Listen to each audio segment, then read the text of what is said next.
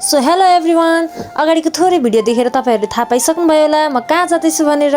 अनि कि यो भिडियो चाहिँ आजको होइन हिजोको हो है। आज चाहिँ हामी जाँदैछौँ कुन कर्नर क्याफे, किनकि आज चाहिँ त्यहाँ ओपनिङ थियो त्यो क्याफेको।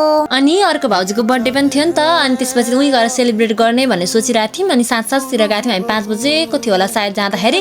अनि उहीँ जाने भनेर सोचेर हामी चाहिँ हिँडेर त्यहाँ ठ्याक्क आइपुग्यौँ। अनि जाने बित्तिकै दिदीलाई देख्यौँ के कति राम्री, हेर्नु न कति प्रिटी देखिनु भएको। तर मलाई चाहिँ स्मारिका र समारिका दिदी नि दुवैजना नि फोटोमा भन्दा पनि रियलमा अझै धेरै राम्री के, कति धेरै। अनि हामी पुग्नु साथ कति मजाले बोलेर दिदीले आफैले बस्नको लागि चेयरहरू ठिक पारिदिनु भयो। अनि मैले हग गरेँ दिदीलाई, यति धेरै खुसी भएको थिएँ है, यति धेरै खुसी भएको थिएँ। अनि म चाहिँ खालि कति प्रिटी देखिएको दिदीलाई भनेर मात्र भनेको भनै थिएँ के त्यहाँ। अनि मक्ख पर्दै बस्यौँ हामी, एकछिन हाँस्दै थिएँ म मक्ख पर्दै मनमा नै। अनि त्यसपछि बर्थडे थियो नि त, अनि बर्थडेको लागि केक चाहिँ काटौँ न त भनेर सुरुमै केक काट्न थाल्यौँ। हामीले चाहिँ अर्डर गरिसकेको थियौँ यतिखेर चाहिँ।